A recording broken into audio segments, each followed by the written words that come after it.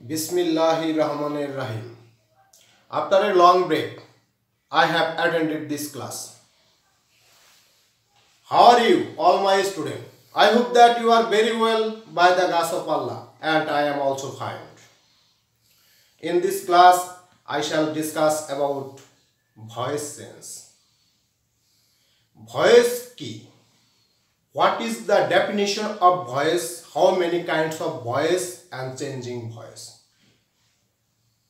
Voice হলো ভার্বের গঠন যার দ্বারা কর্তা দ্যাট মিন্স সাবজেক্ট কিছু করে অথবা অন্যের কাজ তার উপর এসে বর্তায় এরূপ বোঝায় how many kinds of voice voice two kinds that means দুই প্রকারের ভয়েস রয়েছে আমাদের একটা হচ্ছে অ্যাক্টিভ ভয়েস একটা প্যাসিভ ভয়েস অ্যাক্টিভ ভয়েস যে ভয়েসে কর্তা দ্যাট মিন্স সাবজেক্ট সক্রিয় হয়ে কাজটি সম্পন্ন করে তাকে অ্যাক্টিভ ভয়েস বলে যেমন প্রিয় শিক্ষার্থী যে আই ডু দা ওয়ার্ক এটা হচ্ছে আমাদের অ্যাক্টিভ ভয়েস কর্তা নিজেই কাজটি করছে যে আমি কাজটি করি প্যাসিভ ভয়েস প্যাসিভ ভয়েস হচ্ছে অবজেক্টের কাজ যখন সাবজেক্টের উপরে এসে বর্তায় পড়ে তাকে বলা হয় প্যাসিভ ভয়েস যেমন the work is done by me অর্থাৎ অবজেক্টের কাজটি সাবজেক্টের উপরে এসে বর্তাইছে বিধায় এটা হলো প্যাসিভ ভয়েস এই হলো আমাদের প্রাথমিক আলোচনা প্রিয় শিক্ষার্থীবৃন্দ আমাদের সংজ্ঞা কত প্রকার ভাগ এই সব কিছু আসবে না আসবে কি আমাদের ভয়েস চেঞ্জ করতে হবে অ্যাক্টিভ থেকে প্যাসিভ আর প্যাসিভ থেকে অ্যাক্টিভ তো আমরা প্রথমে অ্যাক্টিভ থেকে প্যাসিভ করা সম্পর্কে আলোচনা করব কারণ অ্যাক্টিভ থেকে প্যাসিভের রুলসগুলো যদি আমরা ভালোভাবে আয়ত্ত করতে পারি তাহলে প্যাসিভও করতে কি প্যাসিভ থেকে অ্যাক্টিভও করতে পারবো তাহলে প্রিয় শিক্ষার্থী আমরা ভয়েস চেঞ্জ করার আগে কিছু টেকনিক রয়েছে কিছু মূল কথা রয়েছে সেগুলো আমাদের জানতে হবে সেই কথাগুলো কি যেমন অবজেক্ট চিনতে হবে মূল ভার্বের পরেই হচ্ছে অবজেক্টের অবস্থান প্রিয় শিক্ষার্থী অবজেক্ট কিভাবে আমরা চিনব মূল ভার্বের পরেই হচ্ছে অবজেক্টের অবস্থান যেমন I am playing football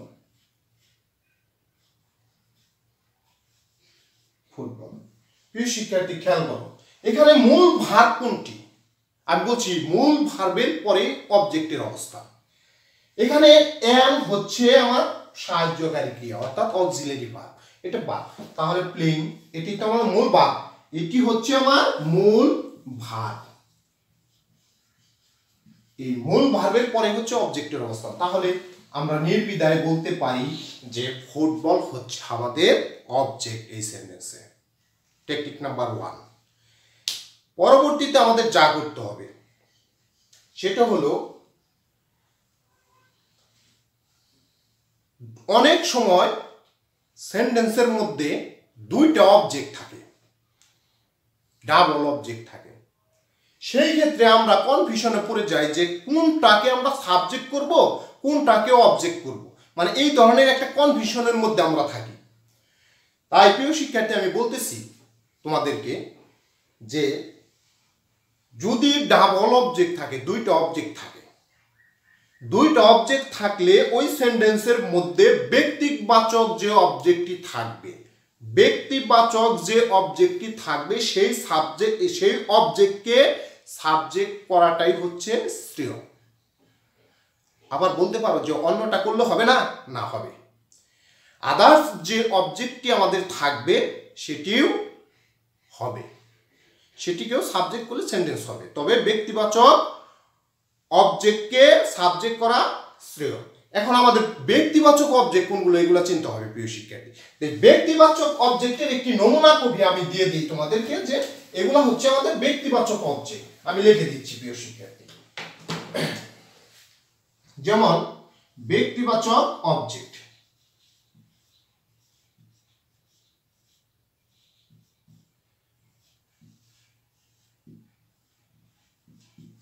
ব্যক্তিবাচক object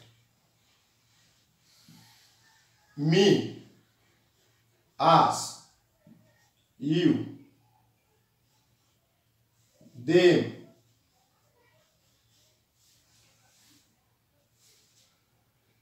her, sorry হ্যাঁ হার, হিম ইত্যাদি।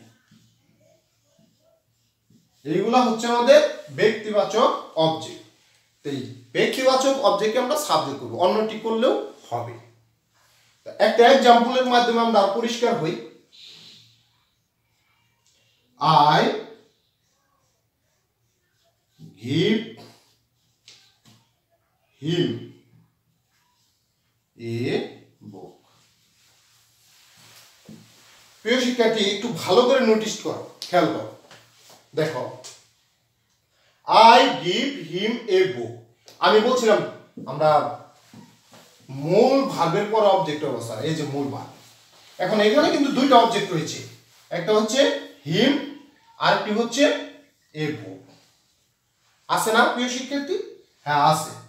যদি তা থাকে তাহলে এই ব্যক্তিবাচক অবজেক্টকে আমরা সাবজেক্ট করব, এটাকে করলেও হবে। তো আমরা এটা আগে করে দেখব। তাহলে হি, হিমের সাবজেক্টিভ কেস হচ্ছে হি। প্রেজেন্ট ইনডিফিনিট টেন্স বিদায়, প্রেজেন্ট ইনডিফিনিট টেন্স বিদায় একটি অক্সিলারি ভার্ব বসবে ইজ। আমি এই সম্পর্কে আলোচনা করব। মূল ভার্বের পাস্ট পার্টিসিপল করতে হবে, গিভেন। বাকি যে অবজেক্টটি থাকবে সেটি আমাদের দিয়ে দিতে হবে, এ ভোগ। একটি বাই প্রিপজিশন বসবে, সাবজেক্টিভের objective case, that means me. প্রিয় শিক্ষার্থী, তার আগে আরেকটি কথা বলে নিই আমরা। কথাটা হলো যে আমরা অ্যাক্টিভ থেকে প্যাসিভ করব। ভয়েস গঠনের একটা নিয়ম আছে, কিভাবে আমরা ভয়েসকে গঠিত করব এটা আমাদের বলা হয়নি। সুতরাং আমি এটা বলে দিচ্ছি, ভয়েস গঠনের নিয়ম সর্বক্ষেত্রে, কিছু ব্যতিক্রম রয়েছে, আমি ব্যতিক্রমগুলো বলে দেব, কিন্তু সর্বক্ষেত্রের জন্য যেটি আমাদের প্রযোজ্য, বিশেষ করে টেন্সের ক্ষেত্রে, আমি সেই নিয়মটি লিখে দিচ্ছি।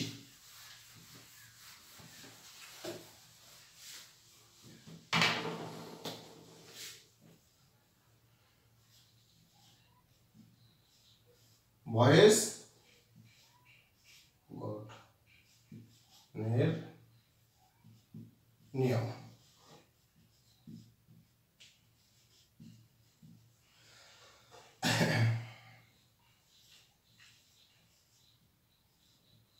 ऑब्जेक्ट के सब्जेक्ट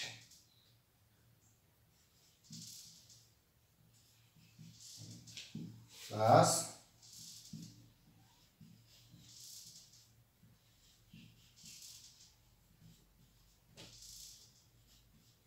অনুযায়ী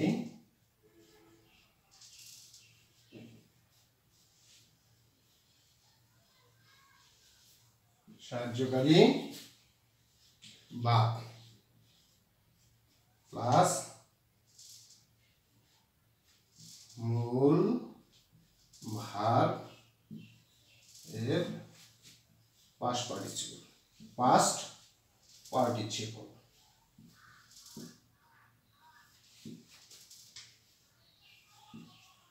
plus by plus subject to object, subject to object. এটি হচ্ছে আমাদের ভয়েস গঠনের নিয়ম সর্বক্ষেত্রে, এটা বলে দিলাম আমি।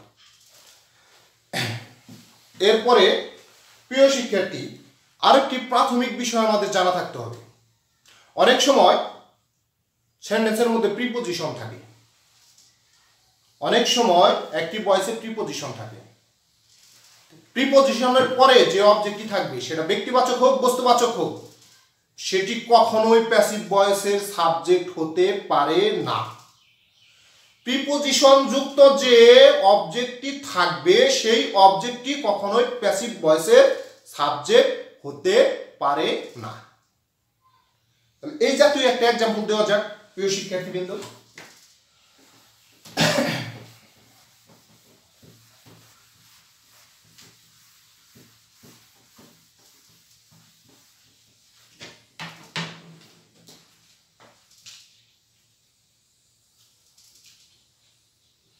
যেমন হি, এটা হলো অ্যাক্টিভ, যেমন হি ডিড ফর মি।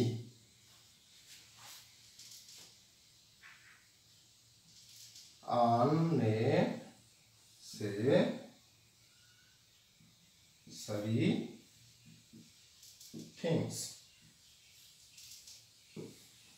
প্রিয় শিক্ষার্থী, নোটিস করো যে he did for me some unnecessary things. সে আমার জন্য কিছু অপ্রয়োজনীয় বিষয় করেছিল। এখানে দেখো প্রিপোজিশন রয়েছে যেটা ফর, তারপরে মি আছে। সুতরাং প্রিপোজিশন যুক্ত যে অবজেক্টটি থাকবে সেটি প্যাসিভ ভয়েসের সাবজেক্ট হবে না। কিন্তু আগের রুলসে আমি বলে গেছি যে ব্যক্তিবাচক অবজেক্টকে সাবজেক্ট করা স্টিল ডাবল অবজেক্টে। তাহলে এর মধ্যে কি কনফিউশন তৈরি হয়? হ্যাঁ, আমাদের একটি কনফিউশন থেকে যায়। তবে নো কনফিউশন, আমি যেটি বলে দিচ্ছি সেটি হচ্ছে প্রিপোজিশনের পরে ব্যক্তিবাচক বস্তুবাচক বুঝি না আমরা। প্রিপোজিশন যুক্ত অবজেক্ট কখনোই সাবজেক্ট হবে না। ওকে, তাহলে এটাকে আমরা প্যাসিভ করব। প্যাসিভ করার নিয়ম যেটি আমি বলে দিয়েছি প্রিয় শিক্ষার্থী। তাহলে কি, এটা তো বাদী এই অবজেক্ট, তাহলে আমাদের বাকি অবজেক্ট হলো আননেসেসারি থিংস।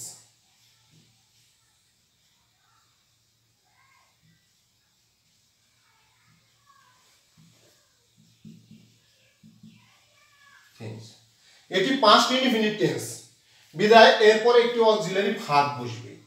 যেহেতু সাবজেক্টটি প্লুরাল সুতরাং ওয়্যার বসবে। প্লাস মূল ভার্বের পাস্ট পার্টিসিপল, আমাদের ভার্ব হচ্ছে ডিড, ডিডের পাস্ট পার্টিসিপল হচ্ছে ডান।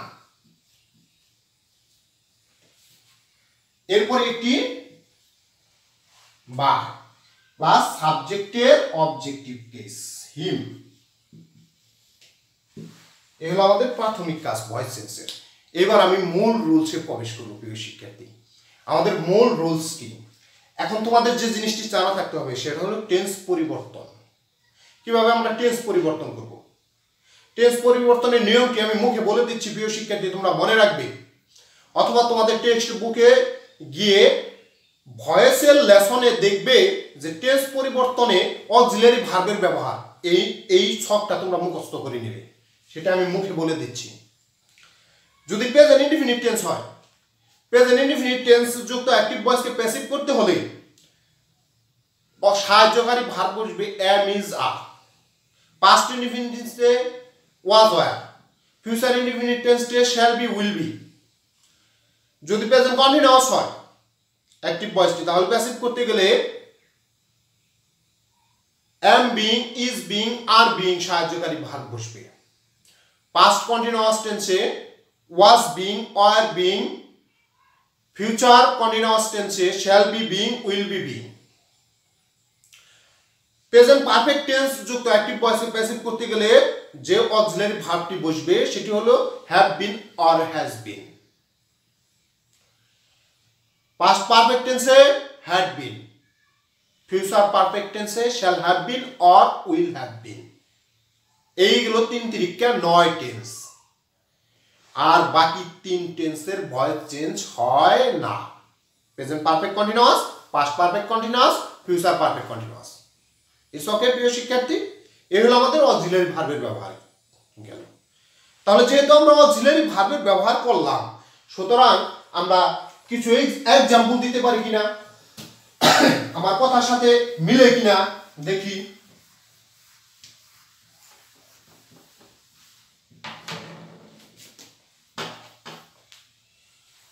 Active, they are catching fish, they are catching fish. প্রিয় শিক্ষার্থী, notice me, they are catching fish, এটা কোন টেন্স হয়েছে? হ্যাঁ, নির্দ্বিধায় এটা present continuous tense. It's okay, কারণ সাবজেক্টের পরে am is are এর একটি আছে, ভার্বের সাথে আছে আইএনজি। তাহলে প্রেজেন্ট কন্টিনিউয়াস টেন্স যুক্ত অ্যাক্টিভ ভয়েসকে প্যাসিভ করার যে রুলসটি আমি বলেছিলাম তোমাদের কি মনে আছে? হ্যাঁ, সাহায্যকারী ভার্বের ব্যবহার যেটি। তাহলে আমরা প্রথমে বলছিলাম অবজেক্ট টু সাবজেক্ট করতে হবে ভয়েস চেঞ্জে। আমাদের এখানে অবজেক্ট কে ফিশ, ফিশ কি থার্ড পারসন সিঙ্গুলার নাম্বার না? তাহলে কি বসবে? ইজ। কন্টিনিউয়াস টেন্সে তাহলে কি বসে অক্সিলারি ভার্বের পরে? একটি বিং, ইজ বিং। ক্যাচের পাস্ট পার্টিসিপল কট, একটি বাই। সাবজেক্টকে অবজেক্ট করতে হবে, দের অবজেক্টিভ কেস হচ্ছে দে। সেম ওয়েতে আরেকটি সেন্টেন্স, যেহেতু আমরা টেন্সকে শেষ দিয়ে দিচ্ছি এখানে,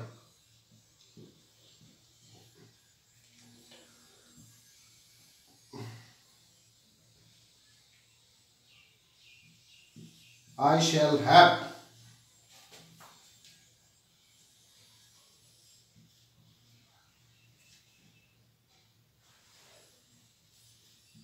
I shall have written a book, I shall have written a book. প্রিয় শিক্ষার্থী, তোমরা এটাকে আইডেন্টিফাই করো যে কোন টেন্স। দেখো প্রিয় শিক্ষার্থী, শ্যাল হ্যাভ থাকে একটি টেন্সে, সেটা হচ্ছে ফিউচার পারফেক্ট টেন্স। তাহলে ফিউচার পারফেক্ট টেন্স, তাহলে ফিউচার পারফেক্ট টেন্সে আমরা কি করব?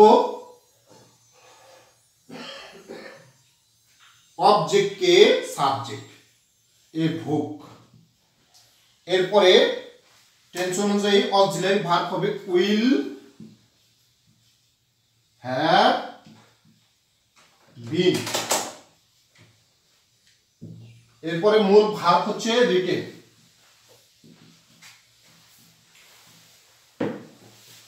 একটি প্রিপজিশন বাই, সাবজেক্টের অবজেক্টিভ কেস মি।